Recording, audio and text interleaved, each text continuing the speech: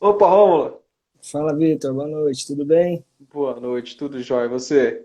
Maravilha, tudo em paz, graças a Deus. Que bom, meu cara, que bom. O pessoal tá Então, por para aí quem não já? conhece, esse é o professor Rômulo, mestre em Direito, grande professor e amigo que eu fiz aqui no Instagram. É isso aí. Vamos falar um pouquinho sobre Ó, estado de coisa inconstitucional com a galera.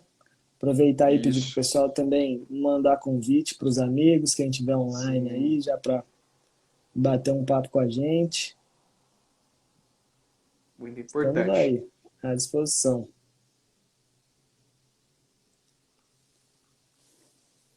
Falta ainda um minutinho para as 9, a gente vai acertando os detalhes.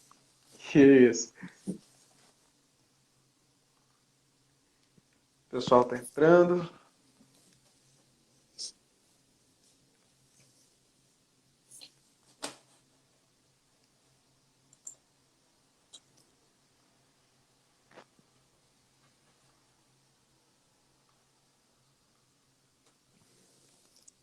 Vamos lá.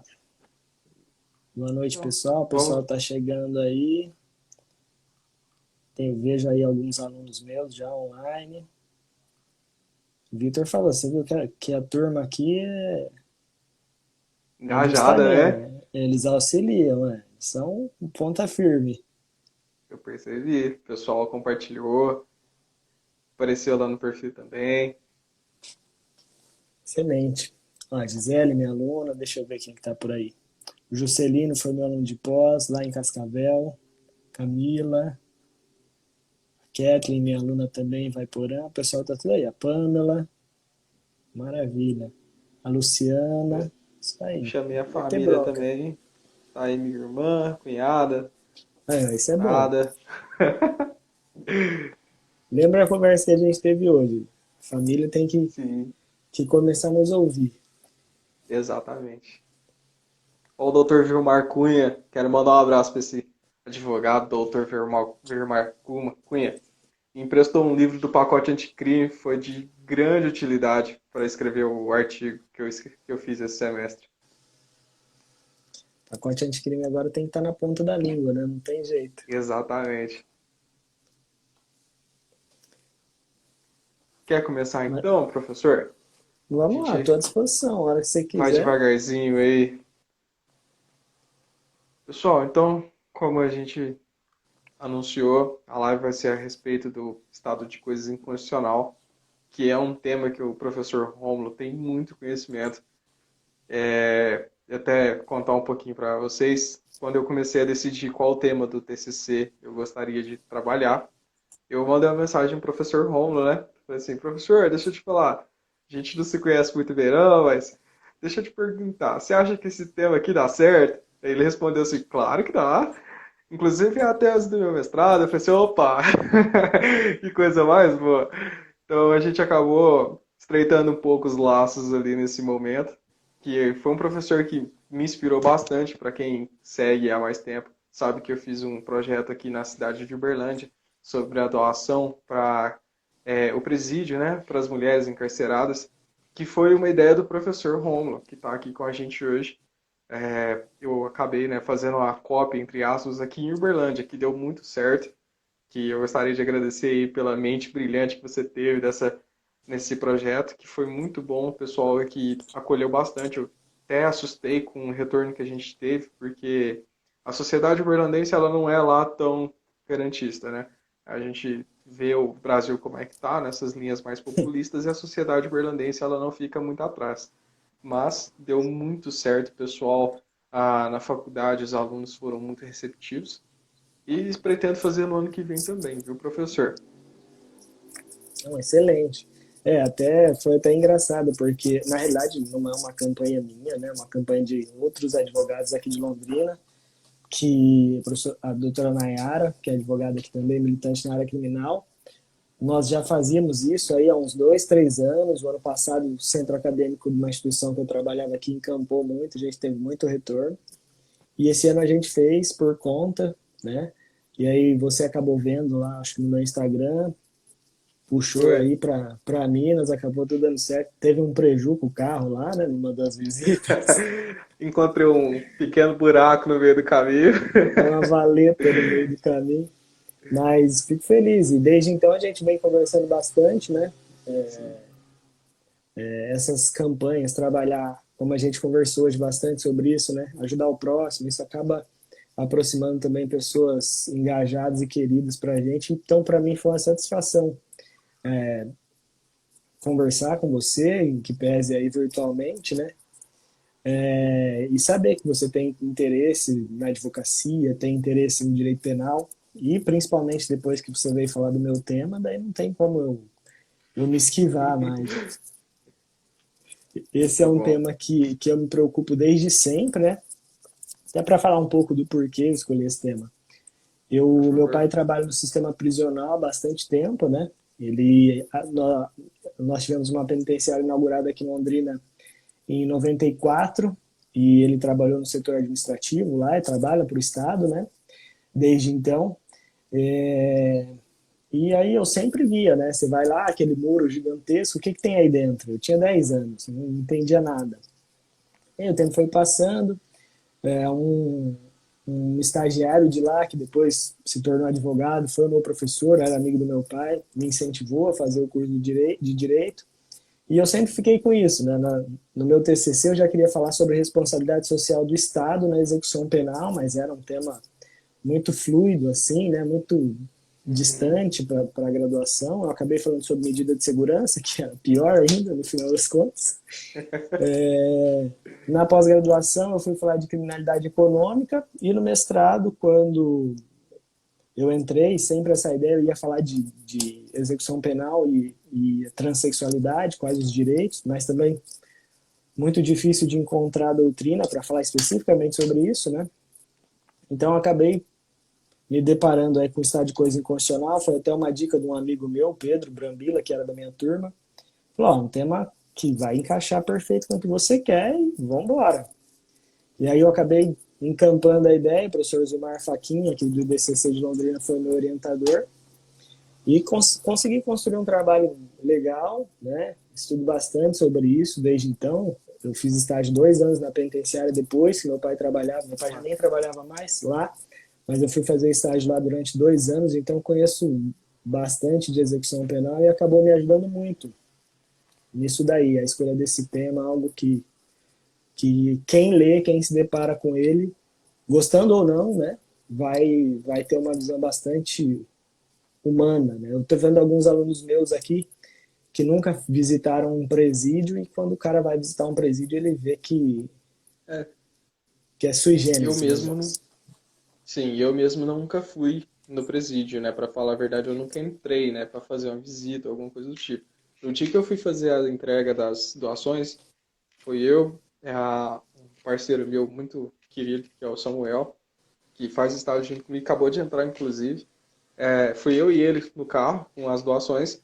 E lá nós encontramos duas advogadas, uma que é do Conselho da Comunidade e a outra de uma associação de proteção à família e apoio, essas coisas.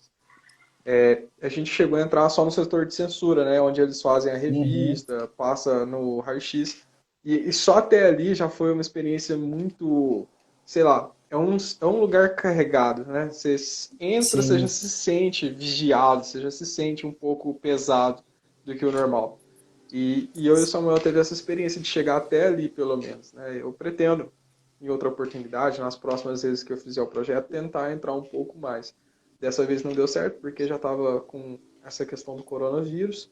sim. Tava aquela notícia de que ia suspender as visitas, não ia. Então o pessoal ligou e falou assim: Vitor, dá para correr? Eu falei assim: dá para correr. No outro dia a gente já estava de carro indo lá para o presídio e resolveu essa questão da doação. Então Sim. é Não, tenso o local.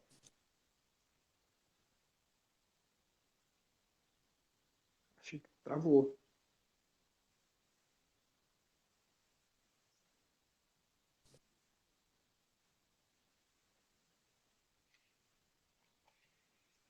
tá me ouvindo, Vitor? Oi, tá me ouvindo? Tinha Agora eu dado uma estou ouvindo. travada. Agora eu estou ouvindo. Perfeito. E eu sempre passo um documentário para os meus alunos, até indico aí para quem quiser assistir, chama O Prisioneiro da Grade de Ferro, tem no YouTube. Mas aí eu sempre propunho, ó, vamos lá conhecer um dia, porque assistir o documentário é uma coisa, ver como a coisa é na prática é diferente. E aí você vê, na hora que o aluno sai de dentro do presídio, ele já vê com outros olhos. E aí eu sempre indico. Eu coordeno uma pós-graduação aqui em Londrina também, no IDCC. Já falei para os meus alunos, assim que voltar, quem ainda nunca entrou, vamos lá, vamos fazer uma visita técnica, conhecer, saber como que as coisas são lá dentro, porque a gente precisa entender como é esse sistema, para depois a gente criticar, obviamente, né? Mas primeiro a gente tem que entender como que é. Exato. Então, Ah, o pessoal professor, já está cobrando aí para visitar a Gisele, já está cobrando para visitar a coisa. eu acho que eu vou para Londrina para fazer essa visita com vocês. Venha, venha que a gente conhece. Legal. Professor, então vamos fazer uma rápida introdução a respeito do Bora. tema. Na sua experiência que você tem aí com o estudo do estado de coisas inconstitucional, o que é o estado de coisas inconstitucional? Na realidade, o que originou, né, o estado de coisa constitucional foram algumas decisões da Corte Colombiana na década de 90, né? Nós tivemos 3 decisões importantes que reconheceram o estado de coisa inconstitucional. É interessante a gente mencionar que a primeira decisão não foi sobre o sistema penitenciário, né? Tivemos 2 decisões anteriores quanto a esse sistema, porque o estado de coisa inconstitucional ele vem para tratar especificamente sobre direitos fundamentais e não o direito do É, preso. Então essa é a primeira coisa que a exato. gente tem que ter em mente. Então, direitos fundamentais. Então, uma das decisões da Corte Colombiana foi a respeito de direito previdenciário dos professores lá. Eu tenho o número da sentença, eu tenho uma colinha aqui, obviamente, que eu tenho o número das sentenças, porque eu não vou lembrar todos de cabeça, né? Mas Foi a em primeira delas 97, foi né? 97, a sentença SU 559 de 97, que tratava sobre os direitos previdenciários dos professores, né? E aí a Corte Colombiana declarou o estado de coisas inconstitucional para que esses direitos previdenciários deles, reconhecidos como fundamentais, fossem observados, né? Digamos assim, para que eles pudessem ter Sim. reconhecido esses direitos. Depois tem uma outra decisão que é a decisão sobre os desplaçados, né? Em que as Farc obrigavam as pessoas a se mudar dentro da Colômbia, especificamente pelo poder bélico que eles tinham, poder de guerra.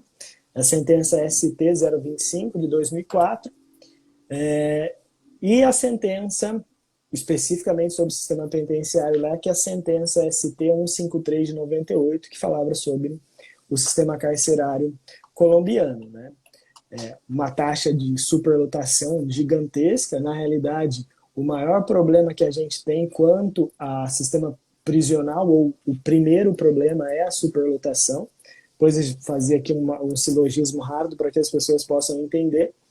Mas aí, basicamente, o estado de coisa inconstitucional, tem até um livro do Carlos Alexandre Azevedo, que ele vai trazer quais são os requisitos, e eram esses o que se observava na Corte Colombiana, que o primeiro é uma constatação de violação massiva de direitos fundamentais, né? Então vejam, nós estamos falando de direitos fundamentais e não direito do preso, né? A gente pode ver aqui no Brasil violação massiva de direitos fundamentais quanto o direito ao acesso à saúde, por exemplo, né? Sim. Então é um direito fundamental que é violado massivamente. Então essa violação massiva, né, desses direitos fundamentais. Uma outra característica é para um número indeterminado de pessoas, então não é uma violação de um direito fundamental de um sujeito, né? E sim de um número indeterminado de pessoas que têm esse direito inobservado. Num segundo momento, uma omissão das autoridades, né? Dos poderes legislativo, judiciário e executivo, de melhor forma, em que o professor Carlos Alexandre vem a chamar depois de falha estrutural, né? Nós temos aí agora o livro do Silvio de Almeida que fala de racismo estrutural, em que a estrutura toda está desorganizada, e aqui a ideia seria a mesma, né? Então, uma falha estrutural do Estado em todos os poderes, legislativo, executivo e judiciário. Aqui eu até faço uma observação que, dentro dos 3 poderes, o legislativo, eu não credencio a falha estrutural num sistema legislativo, tá? Ó, o Pedro Bambila acabou de chegar aí, foi ele que me indicou esse tema de Aham. mestrado para eu pesquisar, meu parceiraço de Ele- mestrado. a orelha Um dele abraço. Deve ter dado os queimado nozes para ele. e ele já veio. É. Pedrão é monstro também, professor lá da Toledo, em Presidente Prudente, cara fantástico, sensacional, meu parceiraço. Já falei de você aqui, Pedro. Ó, se você precisar também, cara que filosofia, fala com ele. O cara é monstro demais. Pode deixar. Eu já vou até anotar o nome dele aqui já. Já anota aí, depois cobra ele. Então, eu não reporto essa falha estrutural tanto do Poder Legislativo, porque a gente tem legislação, né, que já trata a lei de execução penal antes do pacote anticrime um pouco melhor, agora nem tanto, né? Tivemos algumas abordagens ruins aí nessa nova lei, mas a gente tem lei que trata sobre isso, então a falha do Legislativo não é tão importante nesse sentido, em que pese tem seu peso, mas mais o executivo, né? O judiciário vem atuando, né, da forma que pode, a gente vai falar um pouco sobre a DPF 347, mas o problema é o executivo, né? O implemento das verbas que se tem para isso, como resolver essa questão, o desinteresse político, né? Que é algo, eu encaminhei minha dissertação para você deve ter visto. Uma das soluções que eu penso é criar uma agenda política para se analisar isso daí. E por fim, em terceiro momento, seria uma ação generalizada, né, de toda a estrutura para superar esse quadro de inconstitucionalidade. E aí a gente pode trazer inúmeros direitos fundamentais que são inobservados pelo Estado para a gente conseguir compreender efetivamente o que é esse estado de coisa inconstitucional. Então, partindo desses três problemas, né, digamos assim, violação massiva de direitos fundamentais, falha estrutural e desorganização do Estado para tentar superar isso, a gente tem esse estado de coisas inconstitucional É. como instalado. Né? Uhum. É E até aí, interessante. Eu manda ver, tava. pode falar. Primeira vez que eu tive contato com o tema, eu fui olhar. Aparentemente, o que a gente tem é que a falha para correção, entre aspas, né, a reversão desse estado, seria necessário políticas de basicamente para todos os órgãos, né, Sim, políticos e apolíticos da sociedade para a reversão daquilo. Acho que é um dos principais requisitos que a gente tem nessa, nessa declaração, porque não adianta, né, ter um só para corrigir isso, né? A falha é conjunta, né? sim. É interessante É, pra é. caramba essa Exatamente linhagem. nesse sentido. Se não tiver um apoio entre os três poderes, uma convergência de ideias para resolver esse quadro, isso não vai ser resolvido. Né? Eu sempre costumo falar para os meus alunos, alguns deles estão aí, na pós-graduação que eu coordeno aqui em Londrina, o Dr. Valois veio dar uma aula para nós e falou sobre superencarceramento e o pacote anticrime. Né? E aí, bom, eu já estudo isso desde 2008, como eu falei para vocês, fazia estágio lá. No mestrado estudei muito isso e eu sempre falava em sala de aula que toda cela no Brasil ela é inconstitucional. Daí os alunos pensam, mas como assim é inconstitucional? A Constituição não deixa que isso aconteça. Não, no papel ela não deixa mesmo, mas na prática toda prisão ela é inconstitucional. E digo mais, se você quiser sair da Constituição, a gente pode falar que ela é ilegal, porque ela contraria a Constituição, mas se você acha que isso é muito grave, falar isso, a gente pode falar que ela é legal, porque ela contraria a lei de execução penal, o Código Penal, os tratados internacionais. Aí o Valois chegou, a primeira frase que ele falou na aula foi: as prisões no Brasil são inconstitucionais. Né? Daí os alunos olhavam para mim assim, e falei, pô, o cara teve que vir lá do Amazonas falar o que eu falo todo dia aqui. Eu tenho o livro do Valois sobre o estado de coisas inconstitucional e o processo de execução penal. Já na própria introdução, ele coloca que todas as prisões no Brasil são inconstitucionais e que se a prisão é ilegal, a gente tem que fazer o quê? Relaxar a prisão. E por que a gente Exato. não solta todo mundo? Ele deixa esse questionamento assim, sabe, tipo, no ar. Por Sim. que a gente não solta todo mundo? É muito É, interessante. O Valois tem uma linha muito interessante também de escrita. e é preceito constitucional, tá na Constituição, que toda prisão ilegal Sim. ela deve ser relaxada. Né? Imagina as inconstitucionais, então, que a gente tem que fazer. Né? É, Então, Toda a parte que você for pegar, desde o Código Penal, quando fala lá de direitos do preso, e da Lei de Execução Penal, se você entrar numa cela no Brasil, você vai ver que tem uma inobservância de um direito ali. Então, esse é um grande problema, um problema gigantesco, gigantesco que a gente tem que tentar enfrentar. E quando fala desses três poderes, é justamente isso. Se não tiver uma ação conjunta do judiciário, do executivo, do legislativo, não tem como corrigir, né? Não há possibilidade de corrigir isso. Então, não tem como. E até, se você pegar outros países, África do Sul, Estados Unidos, Argentina, você já tem decisões nesse sentido também.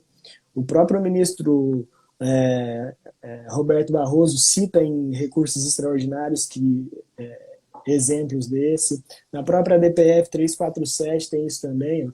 Eu vi que uma moça pediu para a gente fazer um post depois com o nome dos livros, a gente pode fazer, indicar.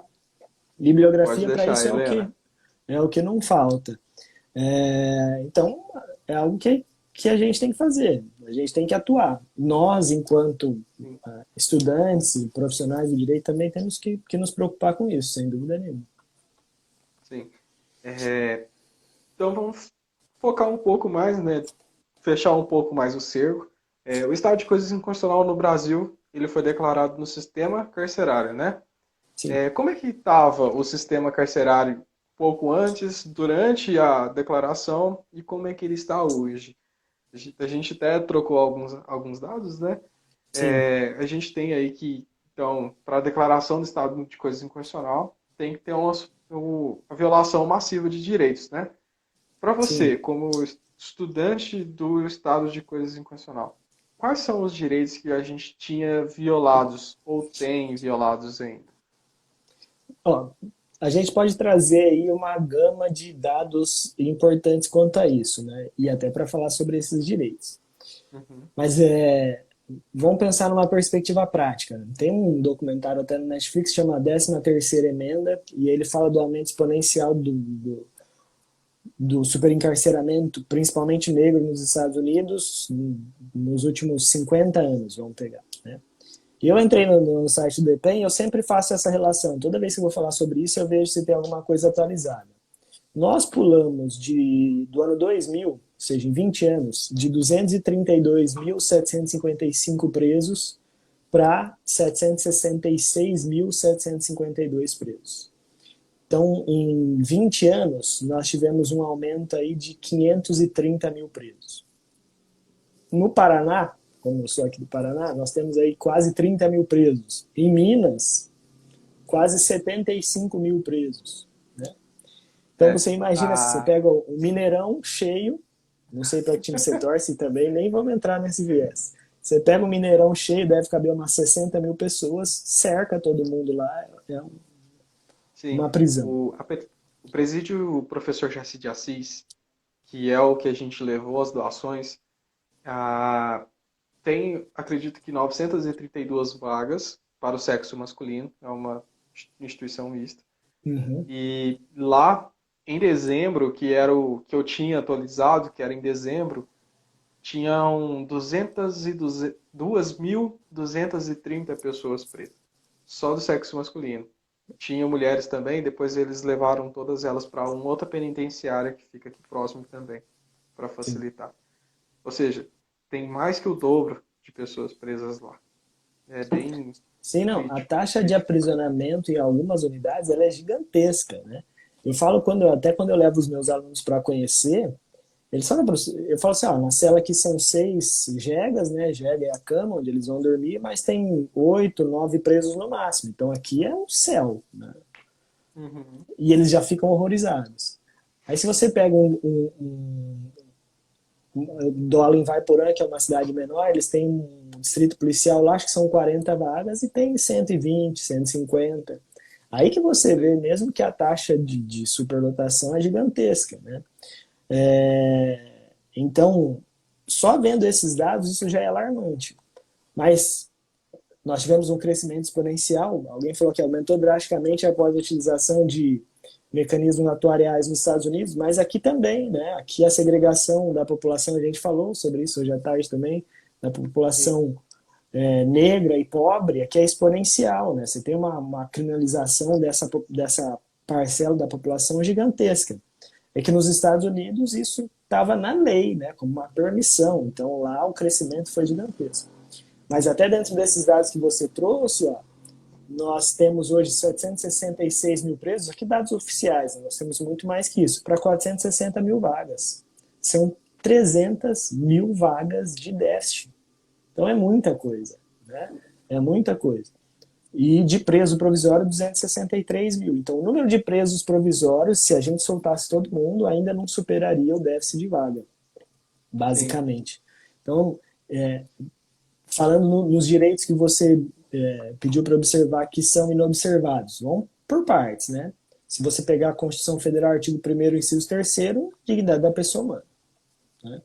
O superencarceramento gera ofensa à dignidade da pessoa humana reflexa. Por quê? Vamos pensar assim. Imagina que eu tenho um presídio construído para 1.000 pessoas. Se eu coloco 2.000 pessoas, o sistema não vai conseguir cuidar de todo mundo. A estrutura física não é feita para isso. É a mesma coisa que você compra um apartamento de um quarto, um banheiro, para morar 10 pessoas. Não funciona, né? A estrutura física não acompanha efetivamente o porquê ela foi construída. Então, é questão matemática, né? Então, se eu tenho presídios superlotados no Brasil, todos os outros direitos observados, principalmente falando só de estrutura física, isso já está violado. Mas aí por que a dignidade da pessoa humana? Não é só por isso, né? Porque, somado à superlotação, a gente tem alimentação de péssima qualidade, né? Isso a gente acaba vendo cotidianamente, os presos reclamam da comida, vem azeda, ela vem estragada, ela vem incomível, digamos assim. Os caras não conseguem se alimentar. Isso que é um Tem, direito, está previsto na Constituição, está previsto na sim. Lei de Execução Penal. A Lei de Execução Penal não fala nem em comida saudável, ela fala em comida suficiente, né? Então veja a importância do termo. Fala de alimentação suficiente. O que é uma alimentação suficiente? O cara come e não morre? Ele pode passar mal, só não pode morrer. Tem o documentário sobre as prisões que tem na Netflix, eu acho que é Por Dentro das Piores Prisões do Mundo. Sim, Quando ele vem aqui no Brasil relatar como é a situação que tem no Brasil, quando ele chega ele já fala assim que ele já sente que o clima é muito violento, muito sim. tenso, muito pesado. E aí quando ele chega na hora da comida, né, na hora de comer, ele abre uma marmita, sente o cheiro e ele acha que tá razoável. Só que aí tipo eles pegam um cachorro e colocam assim, ó, quer ver, ó, nem o cachorro vai querer comer essa comida. Aí mostra isso para as câmeras, né? Tipo, espalha para o mundo inteiro a situação do cárcere aqui no Brasil. Sim, não, é impressionante. Ó, vou até pegar um livro aqui, só um minuto. Sim. É um autor, chama Samuel Lourenço Filho. Não sei se vocês já leram esse livro, já viram. O Ah, Instagram dele é esse mesmo, Samuel Lourenço Filho. sim. Eu comprei o livro dele e eu tenho um até que eu vou sortear, que eu tô precisando, vou marcar uma live com ele para poder sortear o livro. Quem Opa. nunca visitou um presídio nem nada, leia o livro dele. Porque o livro dele ele vai falar como que é o dia a dia dentro da prisão. Se você não tem, Sim. Vitor, manda uma mensagem para ele, compra, ele está lançando um novo agora. E eu falo que o que ele escreve aqui é o que eu via enquanto eu trabalhava dentro das unidades prisionais. E aí ele fala de alimentação em 2 ou 3 capítulos aqui. Pô, a gente que acorda, que tem o café da manhã, que almoça e janta, a gente não tem noção de como é ruim a alimentação.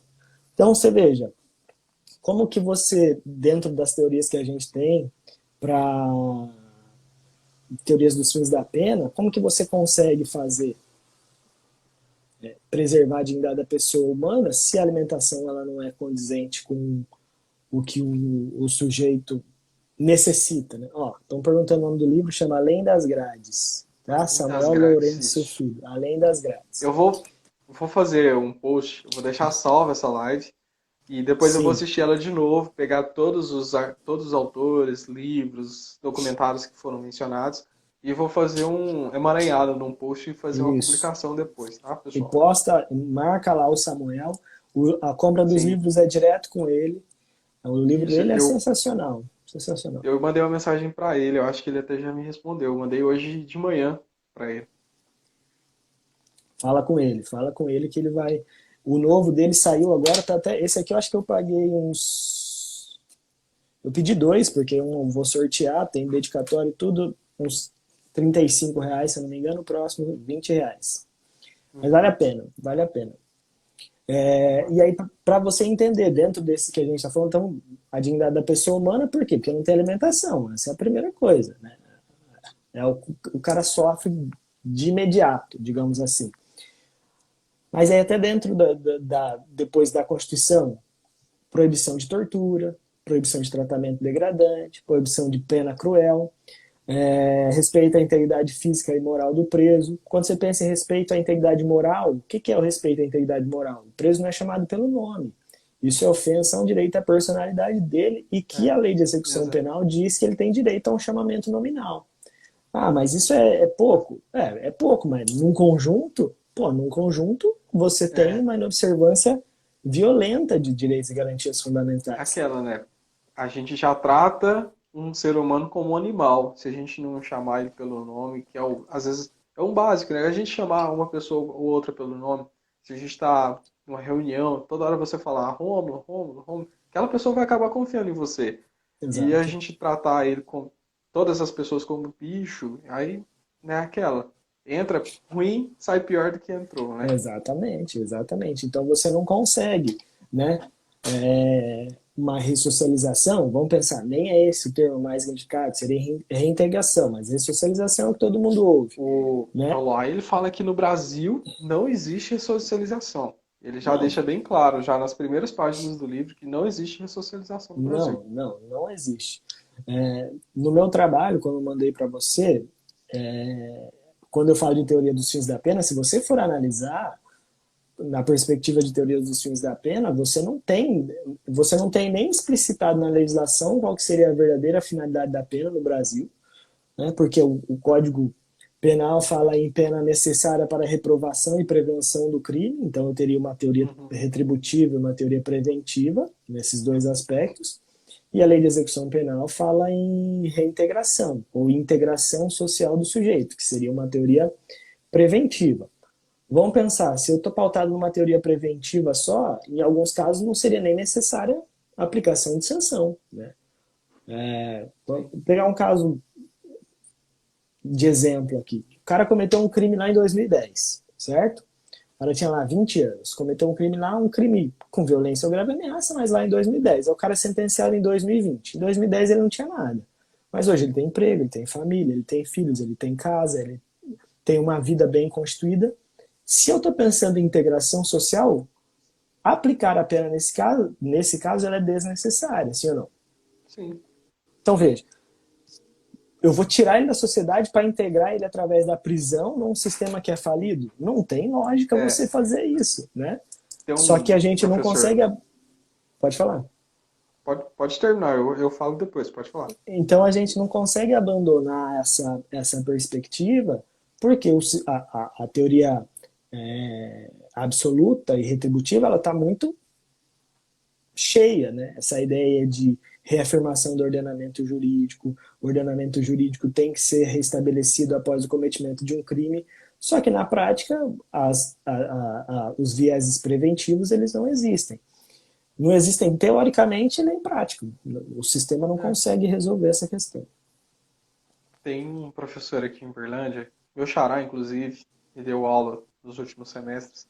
Ele falou assim, uma vez que tem um cliente, que toda vez que ele vai lá visitar ele, tá preso, preventivo, pelo menos estava na Uhum. época, toda vez que ele ia lá visitar, ele chorava. Falava assim, doutor, pelo amor de Deus, eu não aguento ficar aqui mais, eu não sei o quê, já me arrependi de tudo que eu fiz. E era um crime muito pequeno, se eu não me engano, acho que era um roubo, só que, tipo, sabe, não justificava deixar ele Uhum. preso, a proporção, né, deixar ele preso até o julgamento, porque a gente sabe que é a realidade, né?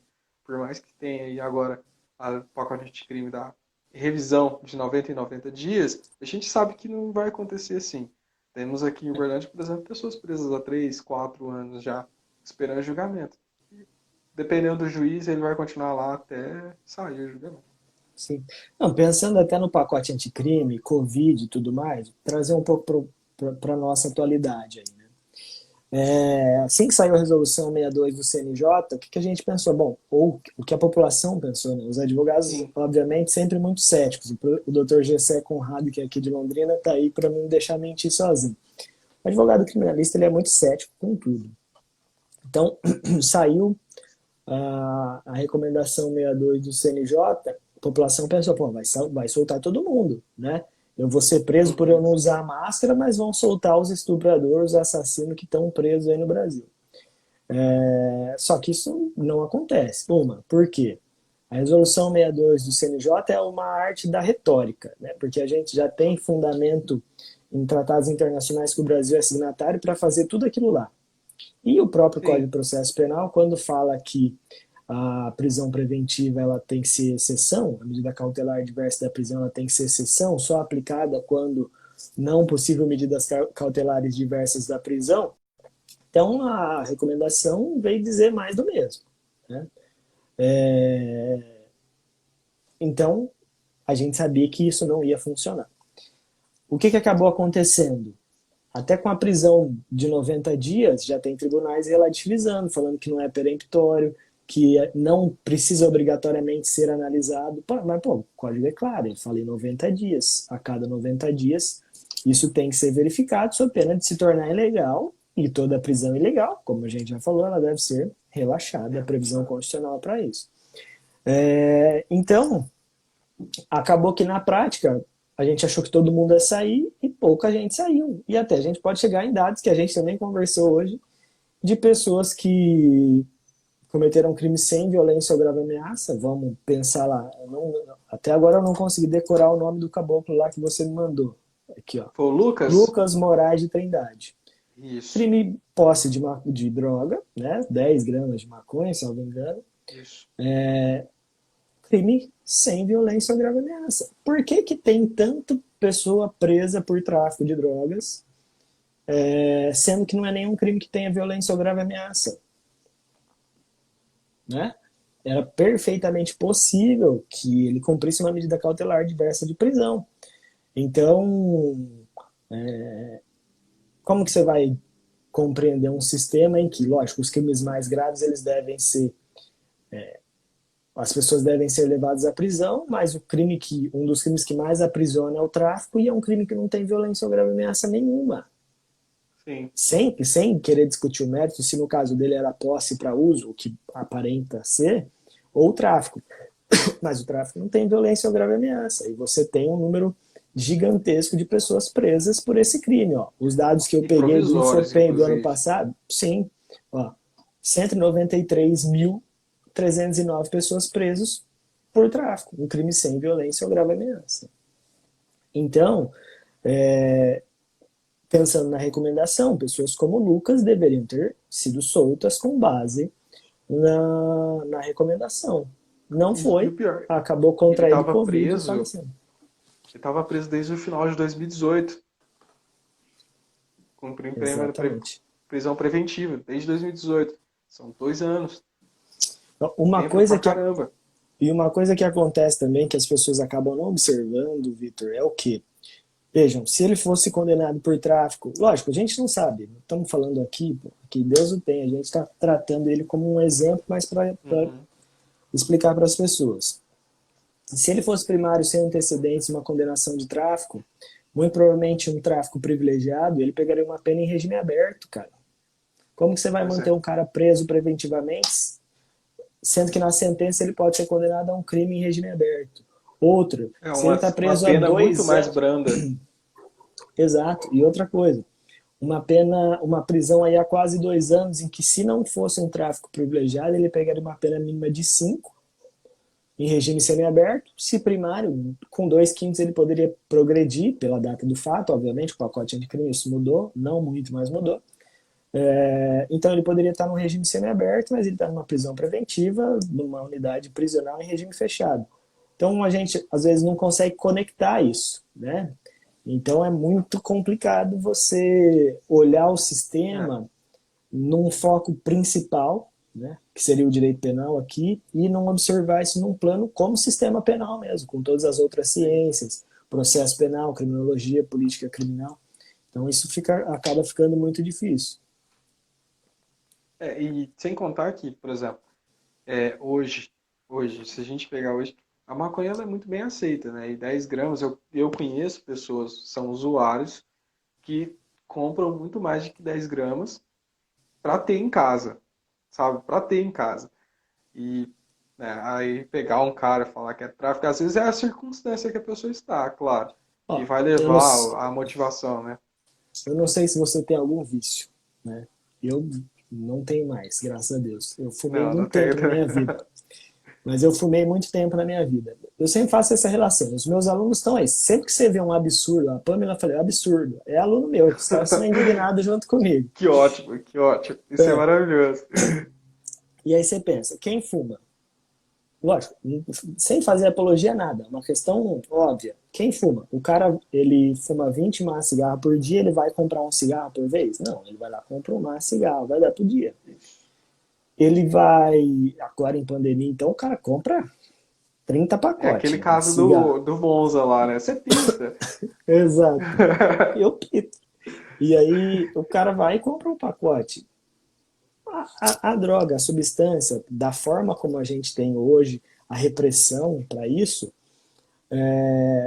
o cara vai e compra em pequena quantidade, porque ele vai usar, mas ele está correndo o mesmo risco, né? Então é complicado. O cara compra uma maior quantidade para correr menos risco. Como que você faz? Não tem como mudar essa perspectiva do tráfico sem uma reestruturação completa desse sistema. Não tem como, não tem. E mesmo assim, você vai pegar, a gente vai voltar a bater numa tecla. E é um papel que a própria mídia faz e a gente consegue compreender isso. Se é um negro, pobre, com pouca quantidade, ele é traficante.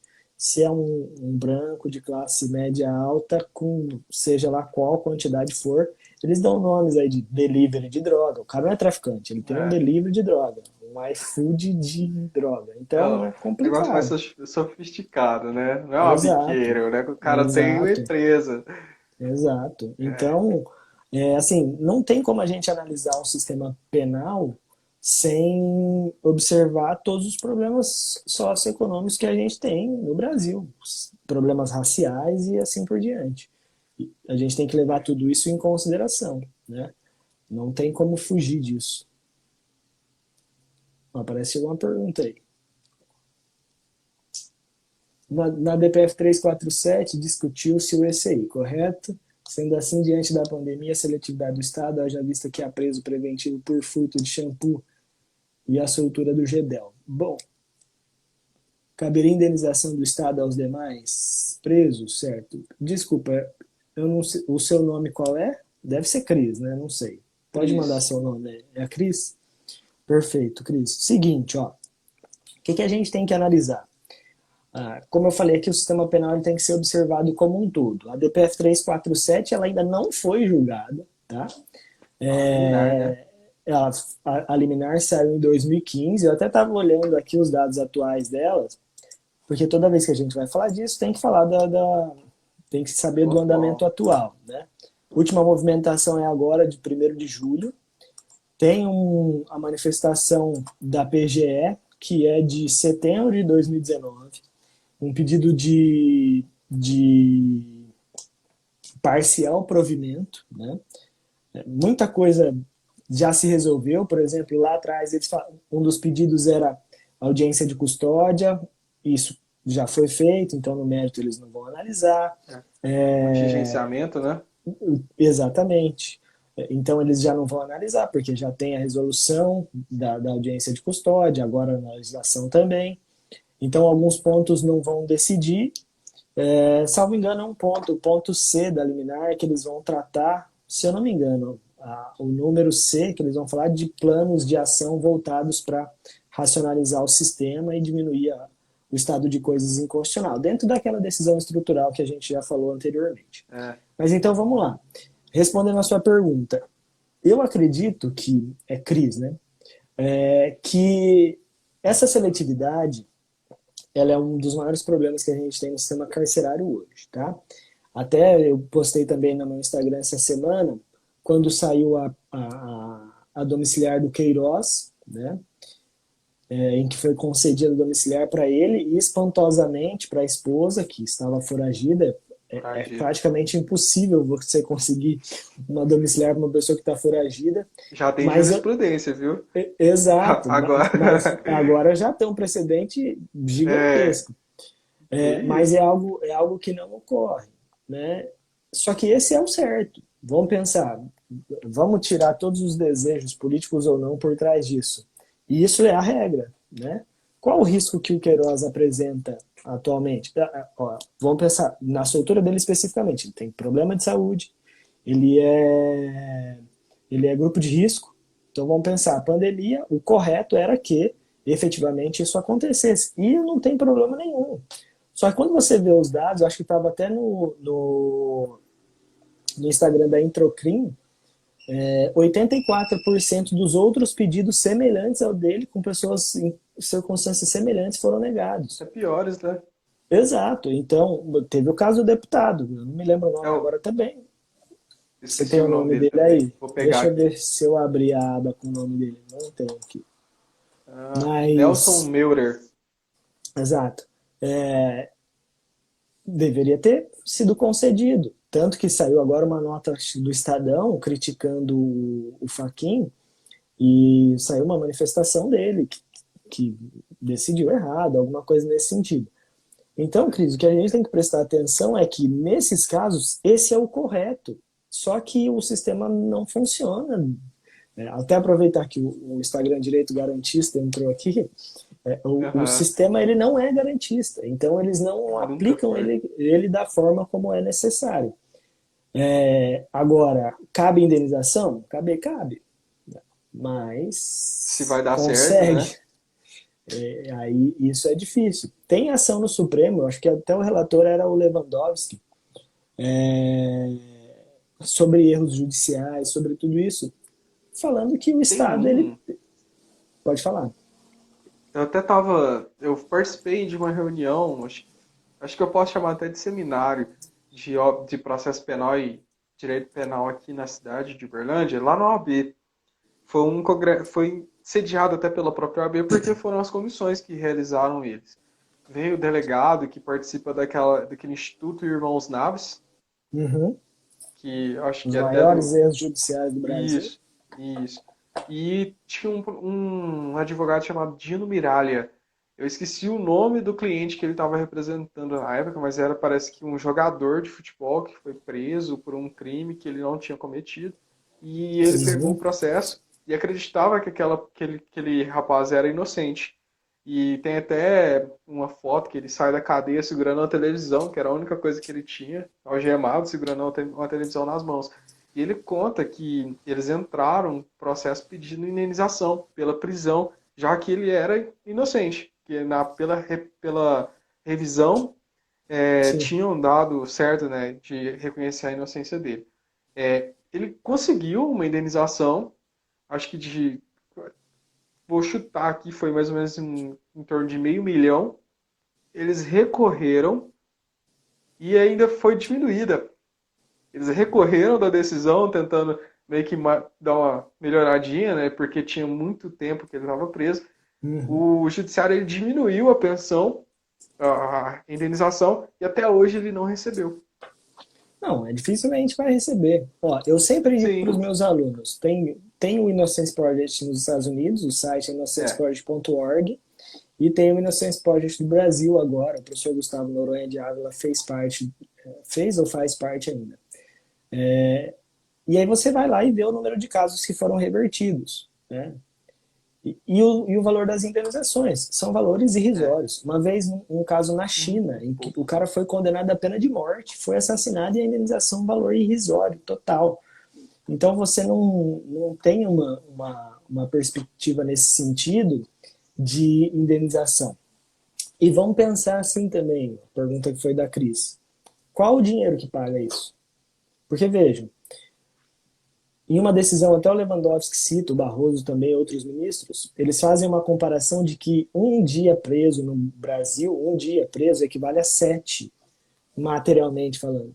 Então veja assim, se o cara fica preso um dia, equivale a 7 dias fora aqui dos presídios, de tão sofrimento que a pessoa sofre.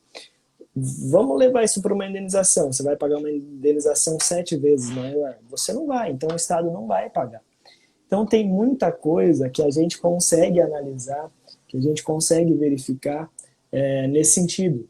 Para quem nunca foi num presídio nem nada, acesse o site no Sense Project. No Netflix tem inúmeros seriados, a gente pode até montar uma Sim, relação depois e postar claro.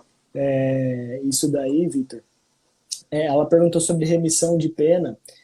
A ADPF fala um pouco também sobre redução de lapso temporal para progressão de regime, né, para tentar melhorar isso.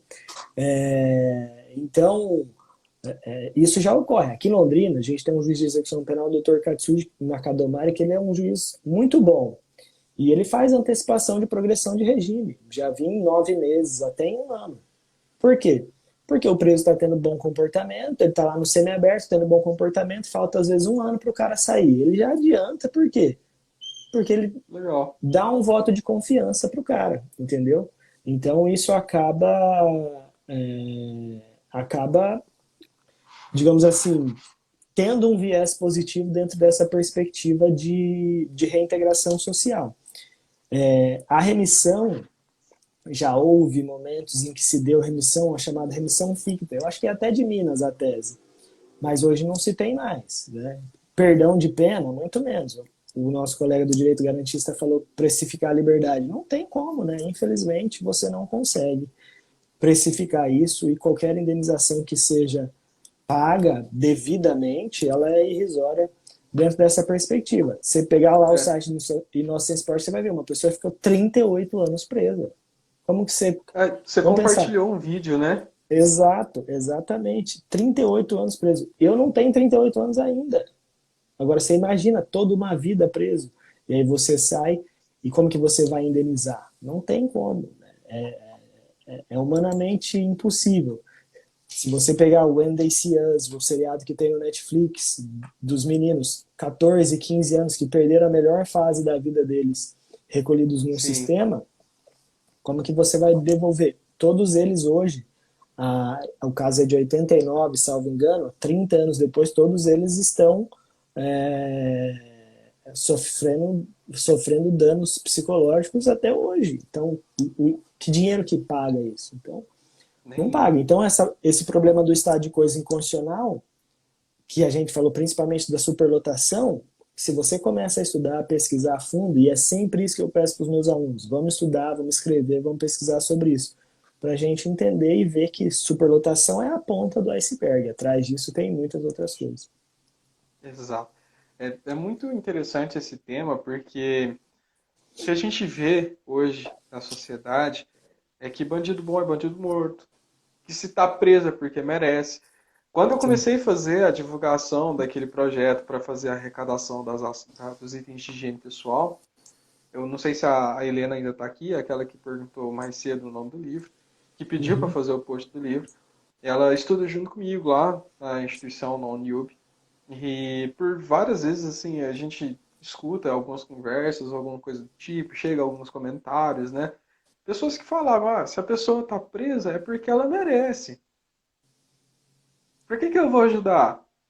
Sabe? Tipo, mas e o Estado? O Estado não tá dando o que precisa, não. E é muito complicado, Sim, porque como é que o Estado estava preparado para sustentar, por exemplo, 930 pessoas? Tem mais de 2.200. A Helena, que é daqui de Uberlândia, né, tem a minha namorada também, que é daqui de Uberlândia, e em dezembro, novembro, teve uma operação da Polícia Civil com o Ministério Público, a GAECO, né, a GAECO Mineira, que sim. é conhecida muito mal pelo país, e eles fizeram a apreensão de 21 dos 27 vereadores da cidade de Uberlândia. Ou seja, né, Não esperava sobrou chegar ninguém próximo ali do na final do Assembleia ano. Legislativa. Sobrou ninguém.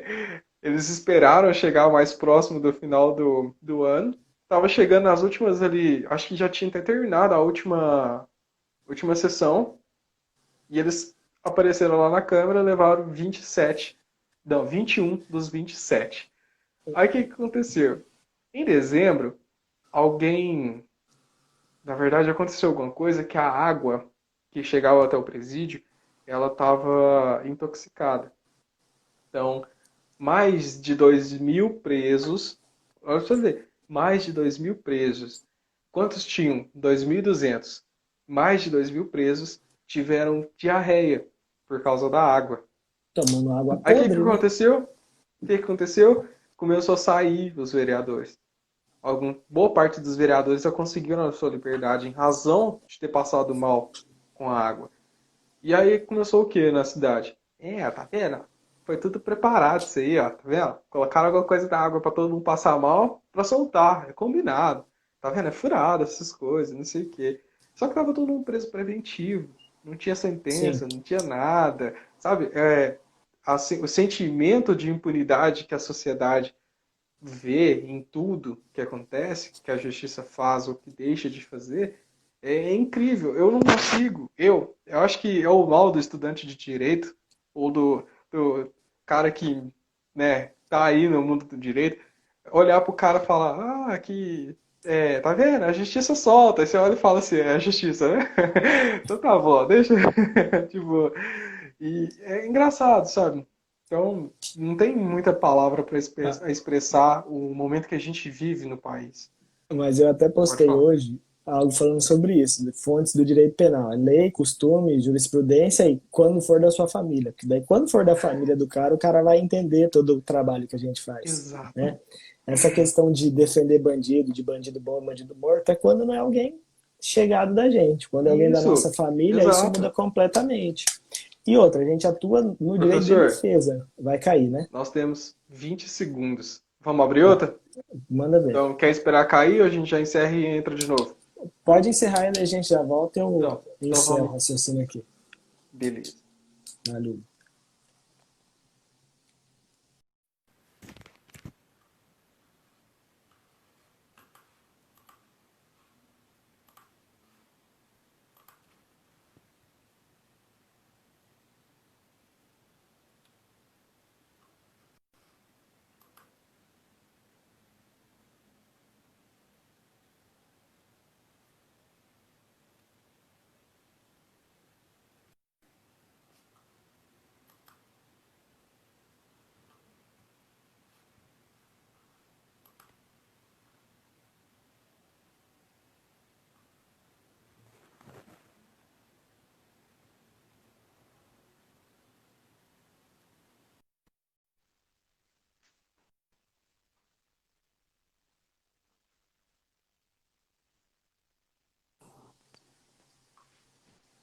Estamos de volta. Boa. Já deixei salva, viu, a primeira parte. Já Maravilha. coloquei para publicar no IGTV lá. Perfeito. Depois a gente só edita e coloca tudo lá certinho. E a gente faz Isso. aquele post lá também. Mas Ixi. até. Vou esperar mais um segundinho para o pessoal ir entrando. O pessoal já está voltando aí. Direito elitista. Até concluindo o nosso raciocínio. Quando você vai especificamente atuar no direito criminal, a defesa ela é voltar. A questão é o direito de defesa, né? Você apresentar para o réu o melhor caminho. Ah, mas se ele está lá é porque ele merece. Bom, pode ser que no mérito ele tenha uma responsabilidade. Só que você tem que atuar para que ele tenha um julgamento justo, né? O direito Isso. garantista está aí que a gente não deixa mentir. Um julgamento justo, um julgamento garantista é um julgamento que observa os direitos e garantias fundamentais, que são observados ou deveriam ser observados a todos. Não é sinônimo de impunidade. O que a gente tem que pensar? O Estado, eu sempre falo isso, Vitor, o Estado ele é gigantesco, ele é forte. Né? Quem já ouviu falar do Leviatã? O Estado ele é forte. Sim. E a gente tem a Constituição como uma garantia, só que a gente é fraco, nós somos fracos. Né? Ah, mas eu tenho um puta de um advogado. Mas mesmo assim, você ainda é fraco, você é contra o Estado. Então, essa luta, essa batalha, ela começa desleal. Então, quando eu ouço alguém falar que há impunidade no Brasil, eu penso assim, não, essa pessoa ela é uma alienada, porque se o Será Estado que ela tá não no Brasil conseguir... mesmo? Exato, exato. Porque se o Estado, que é forte, é gigantesco, não conseguiu manter essa prisão, não conseguiu uma condenação, é porque efetivamente não tinha o que fazer, porque o sistema nacional é feito para atropelar todas as garantias fundamentais, infelizmente. Então nós temos que trabalhar sempre nesse sentido, sempre nesse sentido.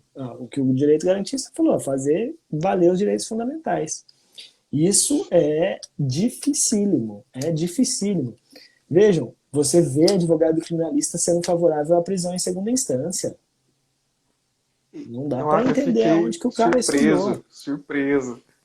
Porque quando tava naquela discussão toda e não sei o quê, começou a aparecer as opiniões, né? É Sim, claro que, apesar de eu não ter aquele conhecimento todo, né? Eu me posicionei contra, porque na medida do que eu estudava, eu via que não tinha jeito. Não tinha como sustentar a tese de que era possível.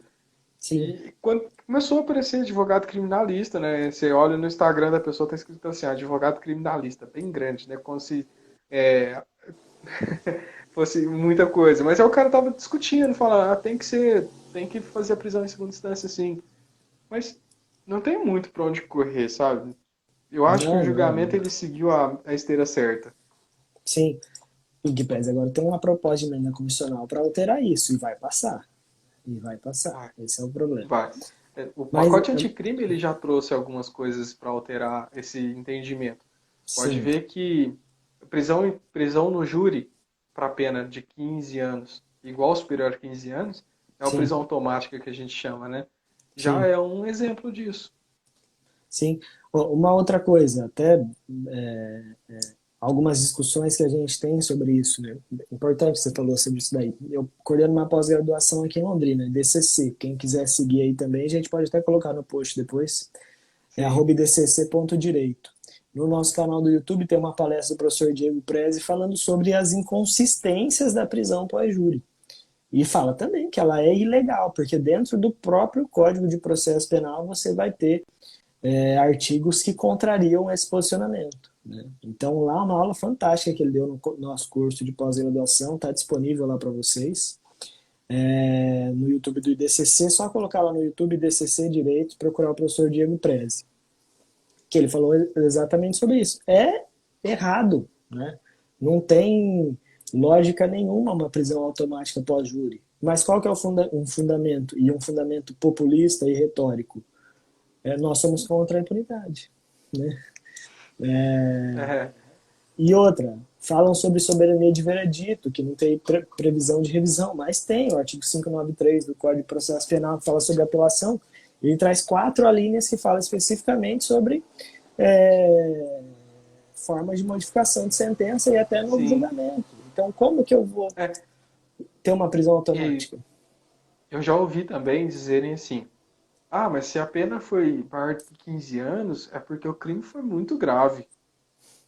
E aqui em Uberlândia, por exemplo, chega a ser engraçado, né? A gente teve um caso aqui de um policial que, à plena luz do dia, acho que numa quarta-feira, ali por volta das 10 horas da manhã, ele não estava de serviço, ele pegou a arma dele e foi até onde a ex-esposa dele trabalhava. Ela saiu correndo na rua, ele correu e pegou ela nas costas. Depois disso, ele foi para um bar, tava lá bebendo, a polícia abordou ele lá. A pena dele foi de 9 anos. Se a gente for olhar, é um crime muito pesado. E a pena nem chegou a 15 anos. Então, esse argumento de que, ah, mas se passou de 15 anos, o crime foi muito bárbaro. Para a Sim, sociedade, isso é um crime bárbaro. sim. Então, não faz sentido. Ele deve Não, estar aí já recorrendo. e outra, não tem lógica nenhuma. Um outro problema que se tem com o pacote anticrime é não tem uma exposição de motivo para a gente entender qual foi o raciocínio para chegar a 15 anos. Qual que é o raciocínio para chegar a 15 anos? Alguém pode me explicar? Não, porque nem o É, projeto do pacote anticrime não tem uma exposição de motivos. O responsável não conseguiu explanar isso. Então, por que 15? Por que não 14, é, 13, 20? isso. E até leva a uma discussão.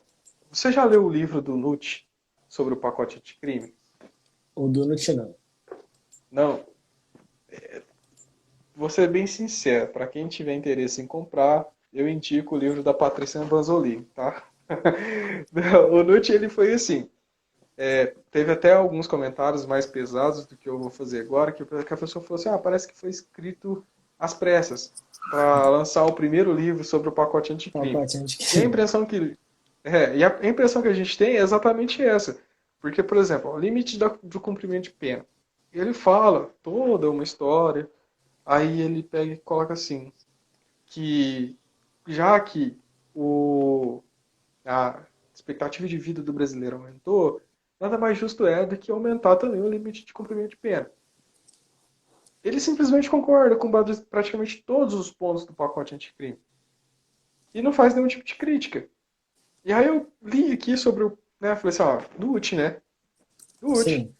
Quando eu terminei de ler sobre o limite de cumprimento de pena, eu falei assim, não é possível que eu tô lendo Nutt ainda, né? E é engraçado porque aí depois eu peguei o livro Lei Anticrime, da Patrícia Da Lanzolini, Patrícia. isso. E ele fala exatamente isso que você falou. Qual que foi o parâmetro adotado para falar que é 15 anos? Qual que é o parâmetro adotado para falar que 40 anos é melhor do que 30? Sim, não, Então não tem. não tem um estudo. Que estudo é esse que eles viram que era necessário aumentar a pena, a pena máxima a ser cumprida aqui no Brasil? Não tem, não tem. Não E tem aí, fundamento para nada, para falar a é, verdade. e isso acaba dificultando a compreensão e vamos pensar numa dialética, como que você vai rebater isso? Você não tem uma tese? Como que você vai rebater com uma antítese para depois É, você criar um senso crítico disso? Então, não tem, não tem. E o grande problema, eu não sei se isso chega a ser um problema ou não, mas quem atua na esfera criminal, se você for fazer uma sustentação oral numa câmara, você vai ver que todos os desembargadores, eles estão com o livro do Nutt sobre a mesa, né? é, Então, você falou, por que, que eu tô lendo? Mas você tem que ler, porque você tem que saber o que ele está falando, porque isso. os desembargadores estão lendo ele, né? Então não tem como você escapar disso, não tem. Você tem que conhecer, você tem que ler. Ele é um bom doutrinador, é óbvio que ele é, mas algumas concepções dele às vezes não são as melhores ou as que condizem com o que a gente espera de um direito penal garantista, um sistema penal como um todo garantista. O direito garantista está falando que o pacote anticrime foi uma resposta meramente política. Não, exatamente, não teve nenhuma técnica. Só que ainda ao fundo e ao final, pensando até num sistema garantista, o pacote anticrime que trouxe a, a, a formalização do sistema acusatório. Está suspenso pelo Supremo? É. Está suspenso pelo Supremo. Né? Os mecanismos que iriam fazer ela funcionar. Mas, em É. certa parte, foi importante. Só que é uma lei completamente sem fundamento, sem É. explicação, e que a A gente vai começar aprender pelo próximo, aplicando. a começar pelo próprio nome que a gente utiliza, né? Lei Sim, anticrime. sim, Se você é contra o pacote anticrime, então quer dizer que você é a favor do crime? Não, exato. não, Não. sabe? Já pega ali, nesse pedaço ali, já É, começa assim, né? mas é bem isso que o direito garantista falou, é falta de técnica total, em todos os aspectos. Não tem técnica nenhuma na elaboração do pacote anticrime. E até pensando pelo viés do estado de coisas inconstitucional, o pacote anticrime contraria tudo. Vamos pensar, o Supremo Tribunal Federal, quando ele julgou a liminar e entendeu que o sistema prisional brasileiro é inconstitucional, se você pegar a aplicação prática do pacote anticrime quanto ao limite máximo de cumprimento da pena, ou com o que está mais perto, progressão de regime, isso contraria tudo que já foi analisado Sim. na DPF 347 sobre esse tema. Então, é E uma até, lei que. que tem complicação na sua aplicabilidade. Sim. Eu fiz um artigo muito rápido, bem superficial, sem entrar muito em jurídico, mas assim, analisando o texto de lei e os possíveis reflexos, né, tanto do pacote anticrime, mais a respeito do pacote anticrime, para falar a verdade, na execução penal. Uhum. E eu tenho um tópico nesse artigo que eu fiz, que eu coloquei assim, é, alterações legislativas e política criminal, para analisar o que aconteceu desde novembro de 2015, que foi quando foi concedida a liminar, Sim. até o dia que eu estava fazendo isso. E é engraçado a gente ver, porque logo depois apareceu uma lei assim, critérios para separação de presos. Aí tem lá todos os critérios de separação dos presos, preventivos, provisórios, né, Sexo, os idade, crime definitivos, cometido. sexo, isso, idade, o crime, pena. E aí eu fiquei assim, tá, beleza. É uma lei interessante para execução penal. Será que ela tem aplicabilidade? Na prática, não. Na prática não. E aí o restante das leis eram assim, tinha uma que tirava uma fonte de renda do FUNPEN. Sim. E aí depois ela foi retirada, ela foi revogada. E aí tem lá na liminar que não pode fazer contingenciamento da verba do FUNPEN. Sim. Aí você vai ler a lei que fala sobre o FUNPEN, lá tem que, de ano a ano, vai diminuir o valor feito, investido. E aí eu fui olhar o valor investido. Praticamente do saldo da conta e o saldo aplicado em construção é praticamente nada. Tanto é que a gente pode olhar, por exemplo, do número de vagas, que ele cresceu de lá para cá. Sim. Praticamente nada em Zero. relação à quantidade da taxa de aprisionamento. Zero. Então, É, a e, gente e, percebe que o sistema não está preocupado em reverter a situação. e falar que é falta de dinheiro em caixa não é, porque o Não. FUNPEN, na época da EPF, era 2,14 bilhões de reais. Então é muita Sim, grana. O problema, mas aí o problema, Vitor, que é o que a gente está falando de ser um problema estrutural, é isso, é a burocratização para a liberação dessa verba, porque a verba tem, mas a burocratização acaba atrapalhando a liberação dessa verba para a resolução do problema. E aí o que eu falo é, até aproveitando o nosso espaço aqui, a gente tem que estudar isso, compreender isso para tentar criar uma agenda política de mudança desse cenário. Por quê? Vamos imaginar assim, se eu não tenho, eu faço um silogismo mais ou menos assim, eu não tenho agenda política porque o preso, quando ele é condenado, transitado em julgado da Constituição, fala que ele perde o direito ao voto. Então eu não tenho voto. Eu tenho lá 500 mil presos condenados, vamos pegar nessa média, que eles não votam e não dão voto. Então eu não tenho agenda política. A concepção moral da nossa sociedade também não abraça essa concepção política. O que a gente tem que buscar, então? Você, enquanto estudante, eu como professor, pesquisador, é estudar, pesquisar e escrever sobre isso. Para tentar levar isso para a sociedade de uma melhor forma. Porque a gente precisa moldar, isso, moldar a sociedade para que eu possa ter uma nova agenda política de observação desses direitos. Porque uma coisa que as pessoas esquecem é a violência que ocorre dentro dos presídios, ela reflete aqui fora, né? Você pega um cara que fica preso 10 anos, quando ele sai, ele entrou, o celular não existia, ele não, o celular era uma coisa, hoje é outra. O cara sai, ele é um analfabeto digital. Como que ele vai conseguir se inserir no mercado de seria. trabalho? Não tem como. Então, essa questão estrutural é um dos maiores problemas do que a gente tem. Então, eu sempre falo assim, são três os pilares para a alteração desse estado de coisas inconstitucional. Os que a própria DPF solicitou, que seria a atuação conjunta, né, do Supremo, do Judiciário, do Executivo e do Legislativo, mas eu vejo mais três. Uma, a sociedade acadêmica pesquisar mais sobre isso, porque também é um campo que não se estuda tanto. Dois, a sociedade civil se preocupar com isso para uma mudança numa agenda política específica quanto a isso. E três, aí sim, políticas públicas voltadas para esse viés, porque senão a gente vai ficar dando murro em ponta de faca para o resto da vida sem conseguir uma alteração desse cenário, né? Porque infelizmente é algo difícil de superar, lógico.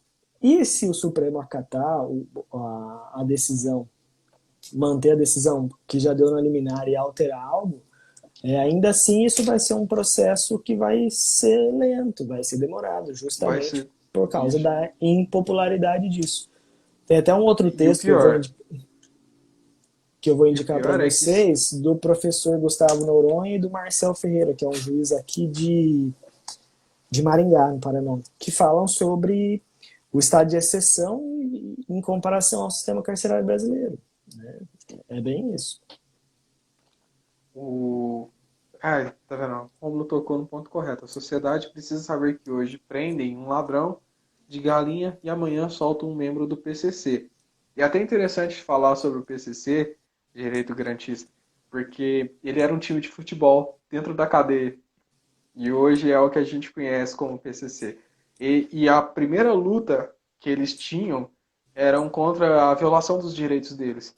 Tem até um livro, eu vou até pesquisar de novo o nome dele aqui, eu esqueci, tem um nome até um Uhum. pouco grande. E eu vou colocar Mas, junto também como indicação para vocês.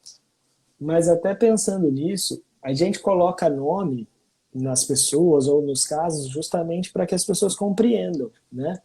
Mas É, o nosso trabalho é atuar em processo sem nome, sem capa, sem ninguém no processo. sem rosto Porque, também, né? porque quando a gente colocou o rosto na capa do processo do Lula, ou o Lula como rosto no processo dele, houve possibilidade de prisão em segunda instância.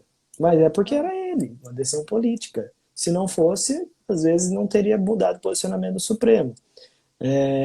Só que com o apoio popular, as decisões elas acabam mudando um pouco de lado. Então, a gente tem que pensar sempre nisso, compreender sempre como essas coisas acontecem, saber ver a coisa de fora, algo que a gente conversou hoje à tarde também, você tem que dar um passo atrás para ver a coisa numa situação maior, ter um plano de visão um pouco Uhum. maior para você conseguir compreender.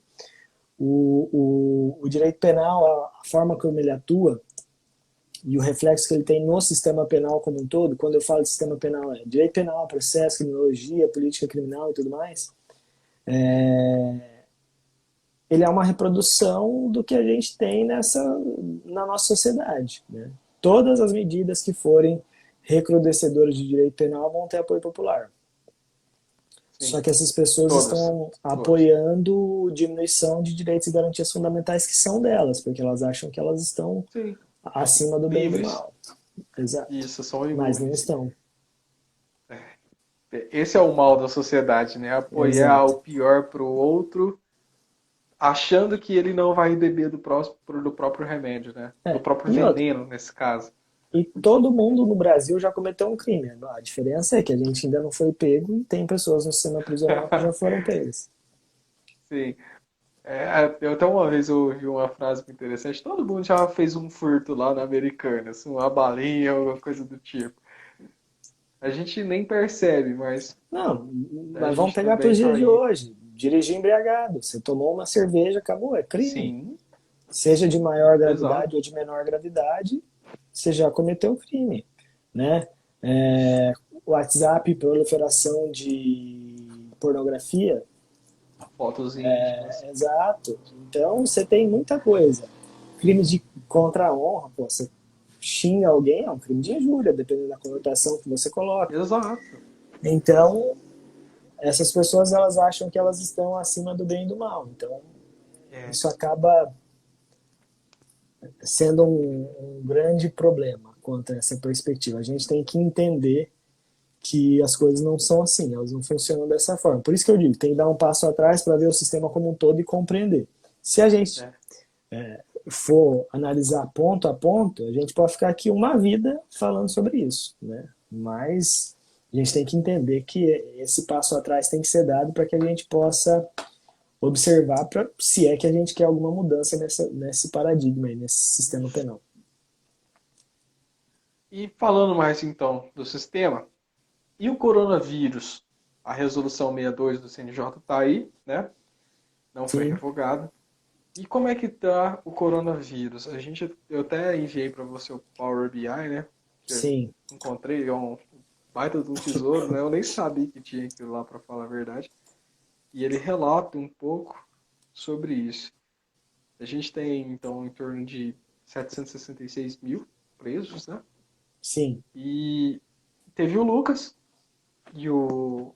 Qual que é o nome daquele outro deputado que morreu? Que foi até aí perto de vocês, não foi? Eu esqueci o nome dele agora. Eu não me É lembro. o, Eu sou horrível com o nome também. é o Nelson. É o Nelson. Sim. Isso. Que são dois casos que a gente pode pegar como base sobre a política que a gente está tendo agora, né? De Sim. gerenciamento de crise no sistema penal. Como é que você enxerga isso? Tem alguma coisa assim que lá no seu profundo da alma fala para você a respeito disso?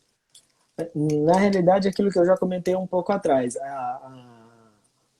a recomendação ela vem falar mais do mesmo. Né? A gente já tem legislação nacional e internacional que fala sobre como essas medidas devem ser tomadas contra o número exacerbado de prisões, principalmente provisórias, que a gente tem no Brasil.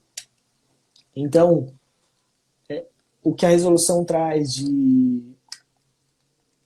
prisão domiciliar para pessoas que cometeram crime sem violência ou grave ameaça, teria que ter analisado a necessidade ou não dessa prisão. População de risco, necessidade de analisar essa prisão. Antecipação de progressão de regime, já tem na prática. Então, a pandemia veio para causar um problema novo, né, nessa perspectiva. E acabou meio que tendo um efeito reverso. Lógico, alguns presos saíram? Sim, saíram. Só que muitos deles, que já não necessitavam estar lá, sofreram, como é o caso do Lucas, e outros que tinham o direito de sair, não saíram, como era o caso do deputado. Né? Caso de risco emblemático, pessoa em situação de risco emblemático. E os números que você me mandou aqui, pegando aqui um painel brasileiro, depois é legal você mandar isso para o pessoal. Eu tenho lá 66 óbitos. Lógico, a gente não tem aqui quais eram as características desses óbitos. Mas se desses 66 todos eles forem população de risco, a resolução não teve efeito nenhum. Né? Efeito zero. Mas vamos pensar no melhor. 50% deles eram casos de risco. É o sistema penal que não está funcionando mais uma vez. Né? Até salvo engano, foi o Marco Aurélio falando novamente sobre essa ideia de fazer cumprir a resolução, né? A recomendação, melhor dizendo. Porque, na prática, ela não vem sendo cumprida.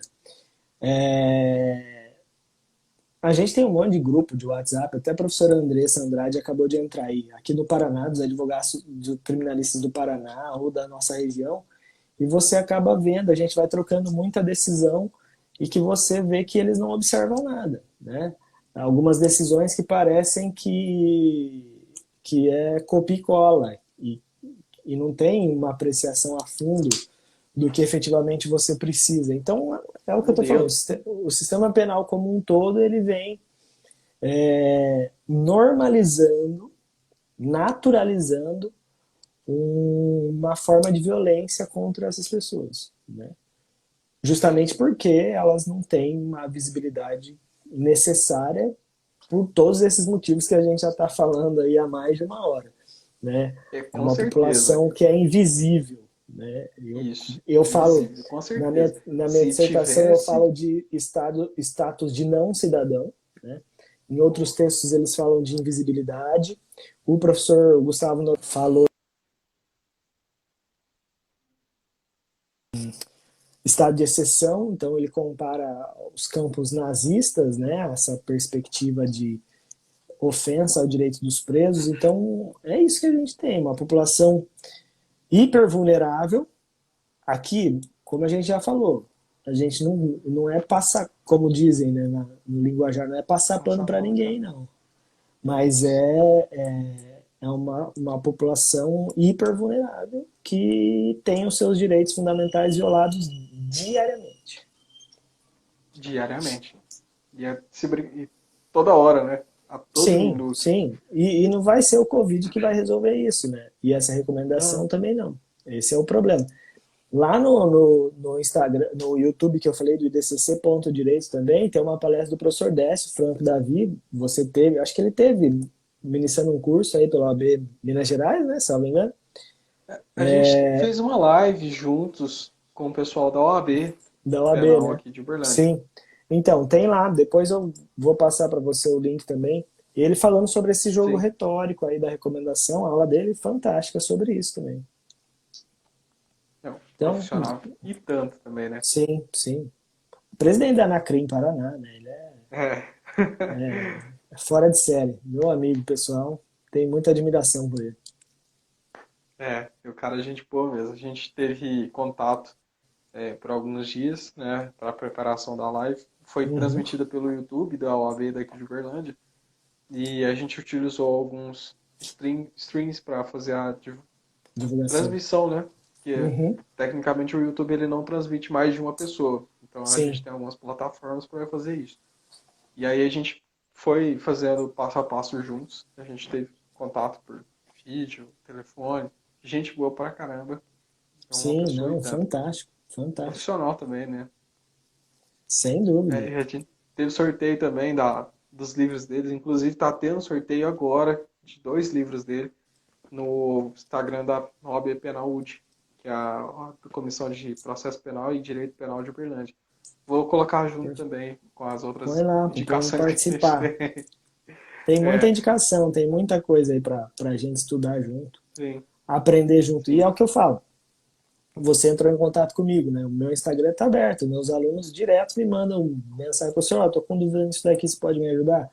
A ideia é compartilhar conhecimento, aprender todo mundo junto, sempre, sempre, sempre. É, é aquela ideia, né? Quem ajuda um ao outro, cresce os dois juntos crescendo, é uma melhora a mais pro mundo, né? Sim, É a isso gente aí, tem que entender professor. o sistema dessa forma. É isso, Vitor. Alguma dúvida ainda? Ou, Isso. acho que falamos de tudo, né, que a gente tinha Acho que foi pensado. uma baita de uma aula, né? Eu acho que eu tenho Sim, coisa demais agora para acrescentar também no meu TCC, que eu vou começar a escrever logo, sim, logo. sem dúvida. Eu não consegui terminar de ler seu projeto, mas eu leio e a gente vai trocando uma Não, ideia sobre isso daí. vai com calma, vai com calma. Então, professor, tem alguma coisa que você gostaria de falar, acrescentar pra gente aí? Na verdade, eu queria agradecer, os meus alunos estavam aí, a Pamela, a Jamile, a Mariane apareceu aí, a Kathleen, o pessoal aqui de Londrina e região, o pessoal de Vaiporã, meus amigos. Dizer que quem tiver interesse em conhecer um pouco mais do meu trabalho, tem meu Instagram, @romuloaraújoadv. Quem quiser ver os vídeos do IDCC também, tem o Instagram do Instituto, que eu sou coordenador da pós, arroba idcc.direito. Lá eu mando também o YouTube para vocês acompanharem. E dizer que meu Instagram está aberto, qualquer dúvida que vocês tiverem, o Vitor está lá, a gente sempre troca uma ideia, bate Sim. um papo. A hora que vocês precisarem, pode me mandar lá. Tiver alguma dúvida, a gente vai trocando uma ideia. Sempre, sempre à disposição. E agradecer você É. pelo convite e dizer que eu estou de olho no seu trabalho e vou continuar acompanhando. Obrigado. É um prazer ter você aqui com a gente, tá? Eu te admiro muito como profissional, professor que você é. Tenho visto muito seu trabalho nos últimos meses, principalmente depois que, né, eu criei esse Instagram aqui com foco mesmo de compartilhar o pouco que eu sei. E acabei conhecendo muita gente mesmo. Você foi uma dessas pessoas. Sim, E o seu trabalho é incrível, incrível mesmo. O seu trabalho como professor, pessoa, profissional. Quando eu vi lá o projeto da arrecadação, eu me interessei de imediato, foi de imediato. Eu parei, olhei assim, ação solidária, parei e falei, opa, peraí que eu vou olhar esse aqui. Me interessei e falei, pô, vou mandar uma mensagem, ver como é que funciona esse negócio aí, que eu gostei, quero fazer do lado de cá também. Te agradecer, então, pela atenção que você tem tido comigo também nos últimos meses. Eu ainda vou te importunar por muito tempo, porque ainda tem aí mais 6 meses pela frente para encerrar minha universidade. Queria agradecer também a Cris, que está aí. A Cris ela mandou mensagem ontem falando que ia correndo no Instagram, achando que já estava até perdendo a live. Estava ansiosa para a live. Aconteceu hoje, Cris. Calma, que você deu conta de assistir tudo bonitinho. Agradecer também a todos que estão aí. Foi um prazer. Tenho certeza que a gente pode voltar a falar de outros assuntos também, né, professor? Sim, E claro. continuar esse bate-papo super interessante. Sim, eu estou à disposição. Sempre que você precisar, só me dá um alô. Até o pessoal, falei para você, a Catherine, acho que entrou em contato com você, trazer a ideia do direito para a Sim, escola. sim. Vamos encampar esse projeto aí também e tocar em frente. Direito na escola, eu conversei com o Lucas, que é o cara que idealizou todo o projeto. Uhum, Passei o contato dela para o Lucas e para o Alexandre, que é o atual presidente do Direito na Escola aqui em Minas. E sim, ela também já fez até inscrição no curso de formação de membros do Direito na Escola. Então, já está bem encaminhado. Já falei assim, ó, sim, né? vou te Sim. mandar pro pessoal lá e o resto é com eles lá, que eu não mando em nada hoje em dia. Não, perfeito. Vamos tocar isso aí para frente também. Sim, sim.